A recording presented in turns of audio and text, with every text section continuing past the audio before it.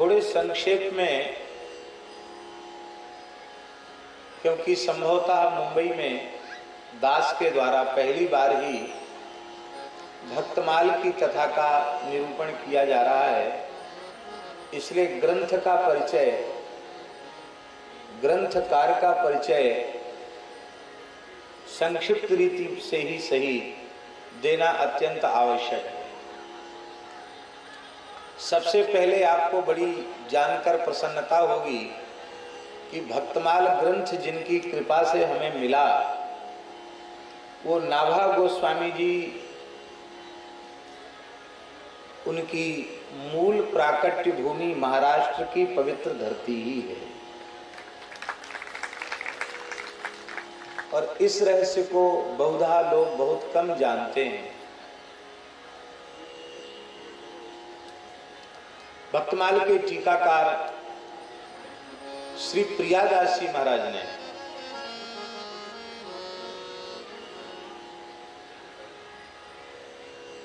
भक्तमाल के प्रणेता श्री नाभा जी के चरित्र के संबंध में अपने विचार व्यक्त करते हुए कहा,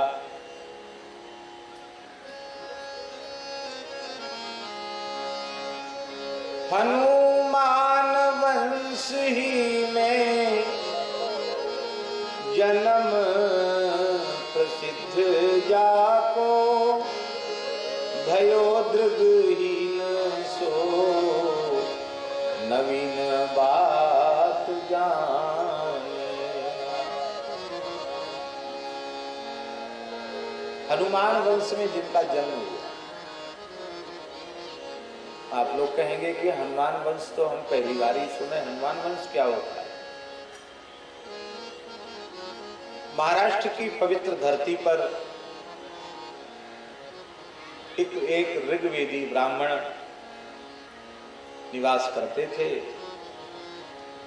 श्री हनुमान जी के परम उपासक थे, परम भक्त थे।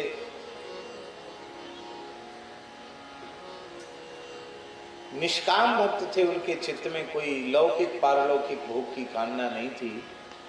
अहर्निश राम नाम का जप करने वाले हनुमान जी के बड़े लाडले भक्त थे और श्री हनुमान जी का प्रत्यक्ष अनुभव उन्हें प्राप्त था, प्रत्यक्ष दर्शन उन्हें प्राप्त था।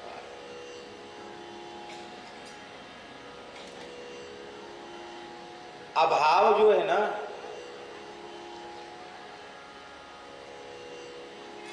अभाव प्रकृति में है, परमात्मा में नहीं है। इसलिए सौभाग्य से जिन जीवों की चित्तवृत्ति भगवान में लग जाती है, उनके जीवन के समस्त अभाव सदा सर्वदा के लिए निवृत्त हो जाते हैं, उनके जीवन में परिपूर्णता आ जाती है। वे आत्माराम, आप्त काम, पूर्ण काम, परम निष्काम हो जाते हैं। फिर उनके जीवन के कोई संकल्प या उनकी इच्छाएं, कामनाएं यदि किसी की समझ में आती हैं, तो वस्तुतः वह उनके जीवन की इच्छाएं, कामनाएं नहीं होती हैं। उनके उस पवित्र देह को माध्यम बनाकर सत्य संकल्प भगवान ही संकल्प करते हैं, भगवान ही कामना करते हैं, भगवान ही इच्छा करते हैं। और उन कामनाओं के द्वारा, उन संकल्पों के द्वारा, उन इच्छाओं के द्वारा, उन निष्काम आत्मस्वरूप भक्तों के माध्यम से संपूर्ण जीव जगत का कल्याण करवाते हैं भगवान।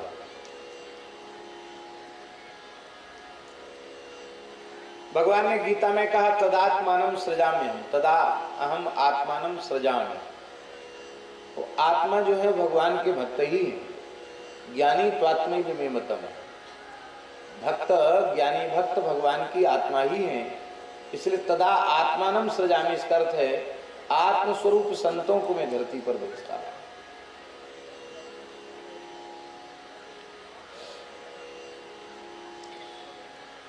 शरीर संसार में चित्त की स्थिति जब तक रहेगी, और खुलकर कहें प्रकृति में जब तक चित्त की स्थिति रहेगी, तब तक अभाव की निवृत्ति नहीं होने वाली है।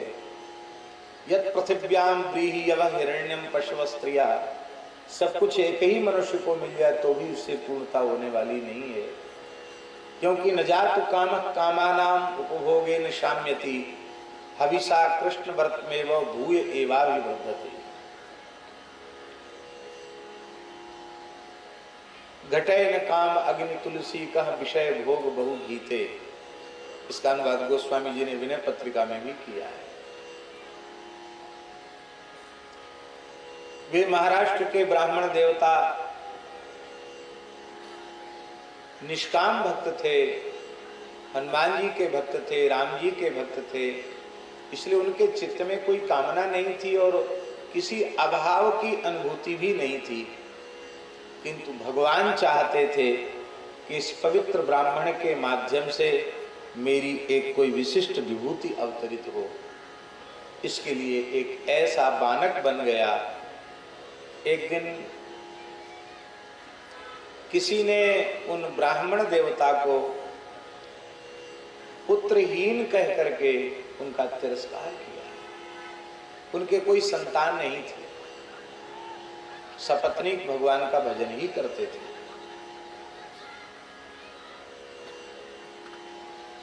कई बार कई माताओं के मुंह पर लगाम नहीं होती।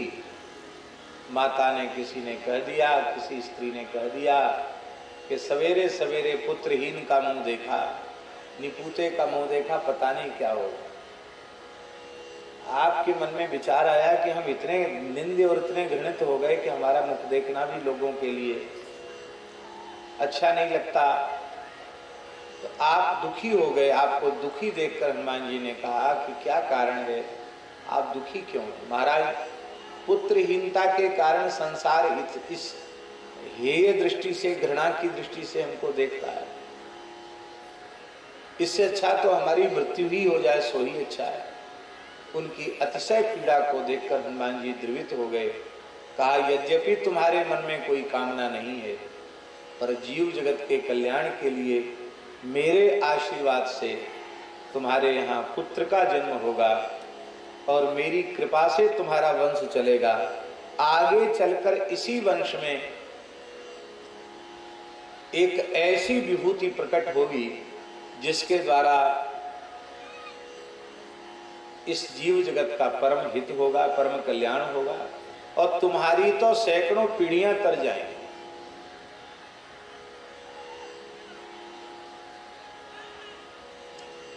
हनुमान जी की कृपा से उस ब्राह्मण का वंश चला, इसलिए प्रसिद्ध हो गया कि हनुमान जी की कृपा से वंश चला, इसलिए नाम ही हनुमान वंश पड़ गया।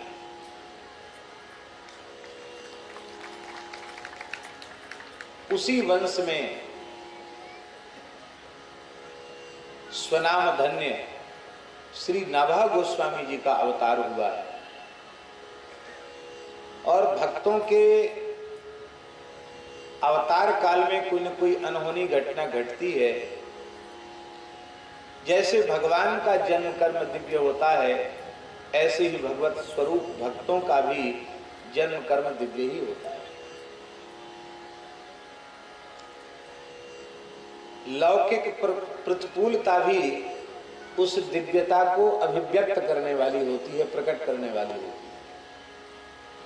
तुलसीदास जी का चरित्र आप सुनेंगे, कितनी लौकिक प्रतिकूलता है पर कितनी ऊंचाई तक चरित्र गया। नाभा जी के भी जन्म काल की परिस्थिति वैसी ही थी। महाराष्ट्र की धरती पर भयंकर अकाल पड़ा था। अपने प्राण बचाने के लिए लोग बाहर भागकर जा रहे थे। उसी में छोटे से बालक नाभा जी को लेकर के माता पिता यहां से राजस्थान की ओर जाने का विचार किया। राजस्थान, मालवा, इस क्षेत्र में जाने का विचार किया। राजस्थान जाने का भाव इसलिए बना क्योंकि राजस्थान की धरती दया, दान, उपकार, सेवा में सदा सर्वदा से पूरे देश में अग्रणी रही है। तो ये भाव था कि राजस्थान में दयालु प्रकृति के लोग हैं, वहां ब्राह्मण मानकर हमारा पोषण, हमारे परिवार का पोषण हो जाएगा। किंतु भवितव्यता ऐसी ही थी।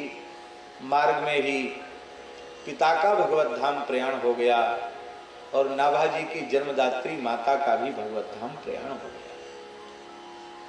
वे निर्जन जंगल में बैठे थे और उसी काल की बात है। रामानंद संप्रदाय के दो सिद्ध महापुरुष श्री स्वामी कील देवाचार्य जी और श्री स्वामी अग्रदेवाचार्य जी महाराज, ये योग बल से हरिद्वार कुंभ स्नान करके जयपुर के निकट जो गलता गद्दी है, जो रामानंद संप्रदाय का आचार्य पीठ है, वहां की ओर जा रहे थे। उन्होंने निर्जन जंगल में एक 5 वर्ष की अवस्था के बालक को देखा और आश्चर्यचकित हो गए कि यहाँ इस निर्जन प्रदेश में यह बालक निर्भय, निश्चिंत और प्रसन्न दिखाई पड़ रहा है। इसका मतलब ये सामान्य बालक नहीं है। बालक से बातचीत हुई तो बातचीत से यह पता चला कि यह बालक निश्चित ही असामान्य बालक है, कोई अवतारी पुरुष ही है। प्रश्नोत्तर से पता चला। छोटे से बालक से पूछा कि बेटा तुम्हारा नाम क्या है, कहाँ से आए हो, कहाँ जाना है? बोले भगवान, स्वरूप को भूला हुआ जीव यह जानता ही नहीं कि मैं कौन हूँ, कहाँ से आया हूँ, कहाँ जाऊँगा, मेरे जन्म का प्रयोजन क्या है। इसी को जानने के लिए तो संत सद्गुरु का पादाश्रय ग्रहण किया जाता है। भगवान, मैं स्वयं नहीं जानता कि मैं कौन हूँ और मैं कहाँ से आया हूँ, मुझे कहाँ जाना है। वाह, ये तो दर्शन वेदांत संबंधी इस प्रकार का उत्तर सुनकर के आश्चर्यचकित हुए। बोले बेटा तुम्हारा रक्षक कौन है इस निर्जन वन में? कहे भगवान, जो सबका रक्षक है वही हमारा भी रक्षक है। जिसने गर्भ में रक्षा की वही गर्भ के बाहर भी रक्षा करता है। अरक्षितम तिष्ठति दैव रक्षितम सुरक्षितम दैवहतम विनश्यति। जिसकी कोई सुरक्षा नहीं है पर भगवान सुरक्षा कर रहे हैं वो सुरक्षित रहता है, और जिसकी पूर्ण सुरक्षा है कई बार सुरक्षा कर्मी ही उसको मौत के घाट उतार देते हैं।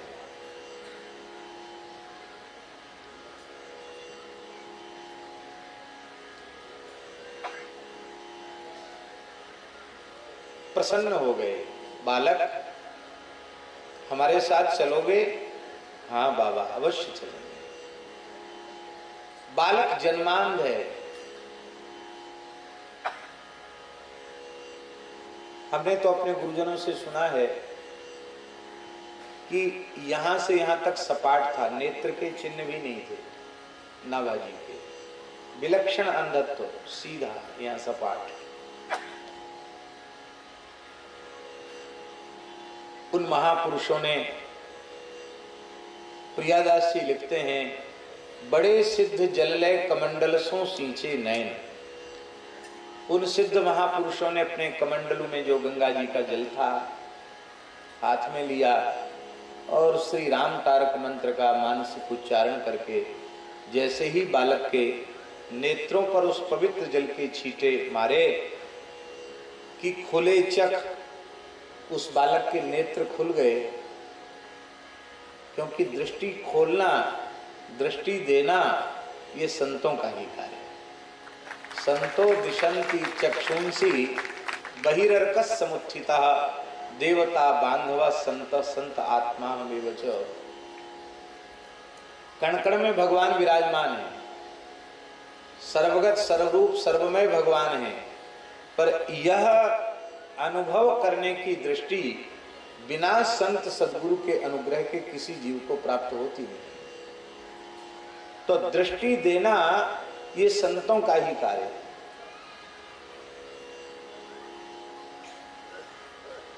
या तो ठाकुर जी दें, दिव्यम ददामि ते चक्षु पश्चिमे योगमईश्वरम, या तो भगवान दें या भगवत स्वरूप भक्त दिव्य दृष्टि प्रदान करें।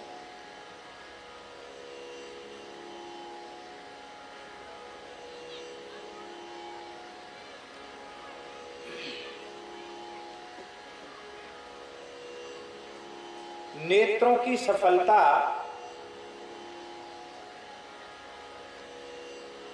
भगवत दर्शन में है और भगवत स्वरूप भक्तों के दर्शन में।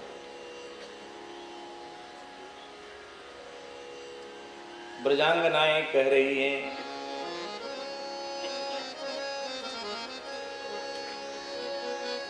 अक्षणवतां फलमिदं न परं विदामः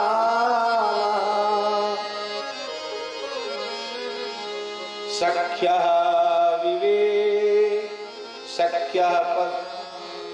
विवेशयतोर्वयस्यै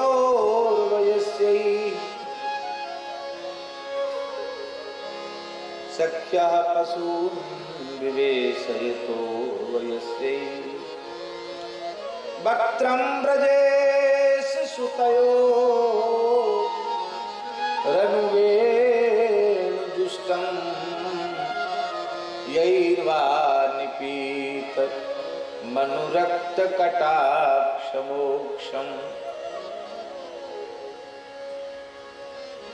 अक्षणवतां इदम एव फलम। नेत्रवान होने का यही चरम फल परम फल है। इससे श्रेष्ठ कोई फल हो सकता है नेत्र होने का? न वयम विदामः। इससे उत्कृष्ट भी कोई फल हो सकता है, यह हम नहीं समझती। गोपियां कह रही हैं।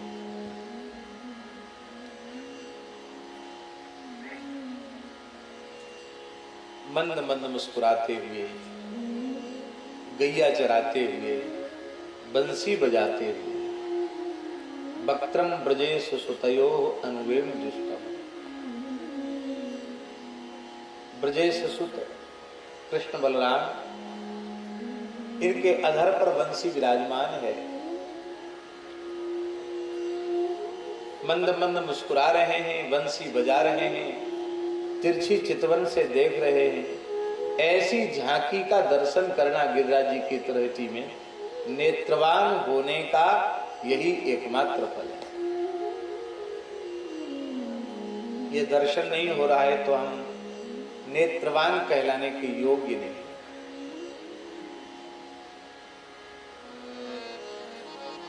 पर एक बड़ी विनम्रता से मैं बात कहूं,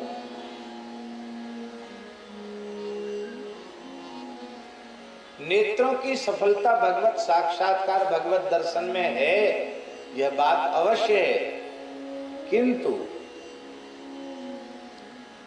भगवत दर्शन की सार्थकता भक्त दर्शन में, संत दर्शन में।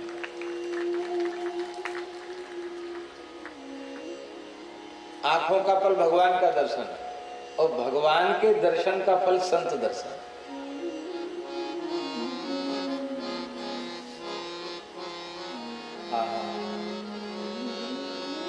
भगवान श्री राम तीर्थराज प्रयाग पधारे। महर्षि भरद्वाज के आश्रम में पधारे। महर्षि ने प्रभु का स्वागत किया, उनकी पूजा की। प्रभु ने वहां विश्राम के एक रात्रि और महर्षि की आज्ञा से चित्रकूट प्रस्थान किया। और थोड़े ही दिनों पश्चात प्रेम मूर्ति श्री भरतलाल जी भी प्रयाग पधारे और उन्होंने भी महर्षि भरद्वाज का दर्शन किया। उस समय महर्षि भरद्वाज ने यह उद्गार व्यक्त किए,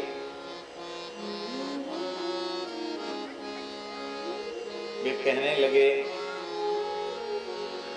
कि मैं अपने मन में विचार करता था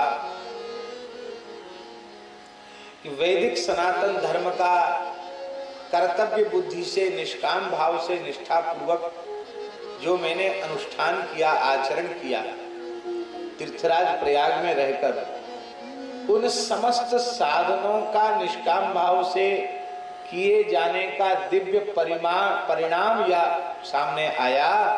लखन राम श्री दर्शन पावा, श्री राम लक्ष्मण जानकी जी का दर्शन हुआ। पर उस दर्शन के बाद मेरे मन में एक प्रश्न था और वह प्रश्न यह था कि हमारे जीवन के किए गए समस्त साधनों का चरम फल श्री राम लक्ष्मण जानकी का दर्शन मिला, तो भगवान के दर्शन का फल क्या है? हे भरत लाल जी, तुम्हारा दर्शन करते ही मेरे प्रश्न का समाधान हो गया। तेहि कर फल पुनि दरस तुम्हारा, तेहि कर फल पुनि दरस तुम्हारा, सहित प्रयाग सौभाग हमारा, सहित प्रयाग सौभाग हमारा।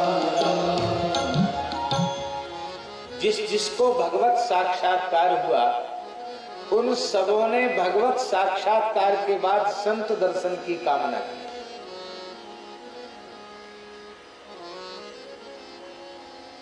उखल बंधन लीला के माध्यम से जिन कुबेर के पुत्र नलकुंवर मणिग्रीव को भगवान ने मुक्त किया, वे क्या कह रहे हैं भगवान से?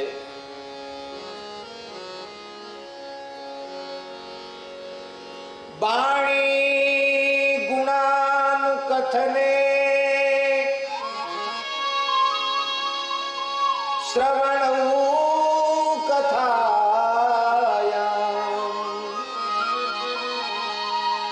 हस्तौ च कर्म सुमनस्तव पादयोः, स्मृत्यां शिरस्तव निवास जगत् प्रणामे, दृष्टि सतां दर्शनेस्तु भवत्तनूनाम्, भवत्तनूनाम सतां दर्शने दृष्टिरस्तु। वे कहते हैं हमारी वाणी आपके गुणानुवाद का वर्णन करे, हमारे कान आपकी कथा सुने, हमारे हाथ आपकी सेवा पूजा परिचर्या करें, हमारा मन चराचर में व्याप्त आपका निरंतर स्मरण करे। ये सारा जगत ही आपका स्वरूप है, ऐसा मानकर हम सबको वंदन करें। ये सब प्रार्थना तो उन्होंने की। अंत में कहते हैं आपके प्रत्यक्ष स्वरूप जो संत हैं, उनका दर्शन हमें अपनी दृष्टि से करने का सौभाग्य प्राप्त हो। उनसे पूछना चाहिए कि साक्षात श्री कृष्ण सामने है, हमारा दर्शन प्राप्त न करके संत दर्शन क्यों करना चाहते हो?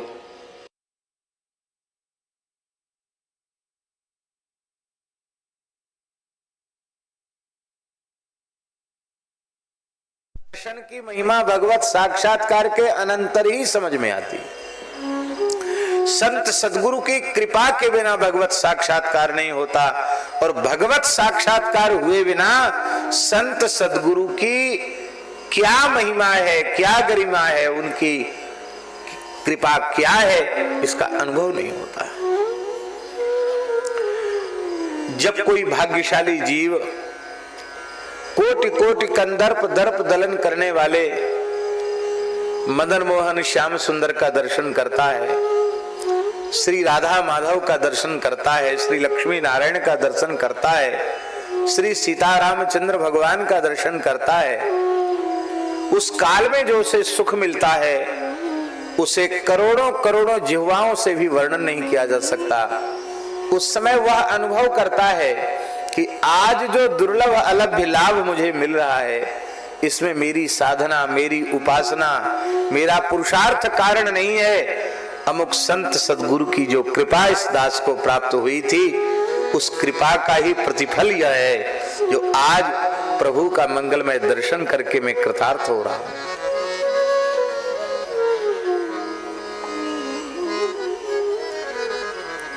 आंख से यह भगवान का दर्शन हो या भगवान के प्राण प्यारे भक्तों का दर्शन हो। नाभाजी इतने भाग्यशाली हैं, उन्हें संसार को तो उन्होंने देखा ही नहीं, आंख ही नहीं थी। माता पिता को भी नहीं देखा, दुनिया में क्या है ये भी नहीं देखा। सबसे पहले नेत्र खुले तो संत कृपा से खुले, और देखा तो संतों को देखा। जुगल जोड़ी महापुरुषों को देखा। चख जोरी को निहारिए, पाय परि आंसू आए, कृपा करी संग लाए। बालक ने रोकर चरणों में प्रणाम किया और बालक को वे राजस्थान गलता, जो जयपुर के निकट ही गलता पीठ है, वहां ले आए। कील देवाचार्य जी की आज्ञा से श्री अग्रदेवाचार्य जी ने बालक को बसंत पंचमी की पवित्र तिथि पर विधिवत पंच संस्कार और दीक्षा प्रदान की। 5 वर्ष के बालक का विधिवत यज्ञोपवीत संस्कार संपन्न हुआ और फिर उसे विरक्त दीक्षा भी दे दी गई साथ ही साथ, और संतों की सेवा में समर्पित कर दिया गया। हरि गुरु संत इनकी सेवा में समर्पित बालक का नाम नारायण दास रखा गया। और एक दिन जब नाभाजी मुश्किल से 12-13 वर्ष की आयु के रहे होंगे, वे उस समय अपने गुरुजी को पंखा झल रहे थे और गुरुजी नेत्र बंद करके मानसी में श्री सीताराम जी की सेवा कर रहे थे, मानसी सेवा कर रहे थे। उसी समय श्री अग्रदेवाचार्य जी महाराज का एक शिष्य जो व्यापारी था, जहाजों से उसका व्यापार चलता था, उसका व्यापारिक जहाज, और वह जहाज में स्वयं बैठा था, भयंकर समुद्री तूफान में फंस गया और जहाज के संचालकों ने कह दिया कि अब हमारे बस की बात नहीं है, कोई चमत्कार ही बचावे तो बचा सकता है, अपने अपने इष्ट का स्मरण करो। वह सदगृहस्थ व्यापारी व्यक्ति अनन्य गुरुनिष्ठ था, इसलिए उसने कहा हम भगवान को तो पीछे जानते हैं, पहले तो गुरुजी ने ही कृपा की। इसलिए गुरुदेव को पुकारा, और समर्थ गुरुदेव को जब पुकारा तो गुरुजी का ध्यान उस ओर खिंचा, आकृष्ट हुआ। पर गुरुजी वहां जावें और उस शिष्य को संकट से बचावें, तो गुरुजी जो भगवान की सेवा कर रहे हैं वो सेवा छूटेगी। तो मैं जब सेवा में हूं तो मेरा कर्तव्य है कि गुरुजी की सेवा में बाधा न पड़े। तो बालक नाभाजी ने पंखे की हवा से ही समुद्री तूफान की दिशा को बदल दिया और अपने संकल्प से ही जहाज के सहित उस शिष्य को समुद्र के किनारे ले आए।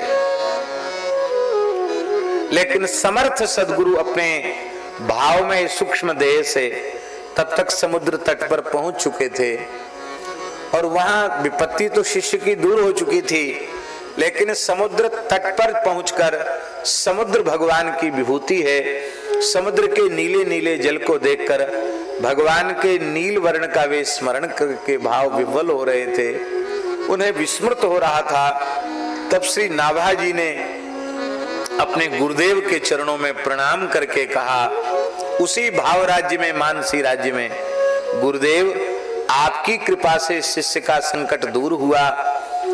आप जिन युगल सरकार श्री सीताराम जी की सेवा कर रहे थे, उनका श्रृंगार कर रहे थे, पुष्प माला युगल को धारण कराना चाहते थे, आपकी माला को स्वीकार करने के लिए अति कृतज्ञता के भाव से श्री सीताराम जी मस्तक झुकाकर बैठे हैं।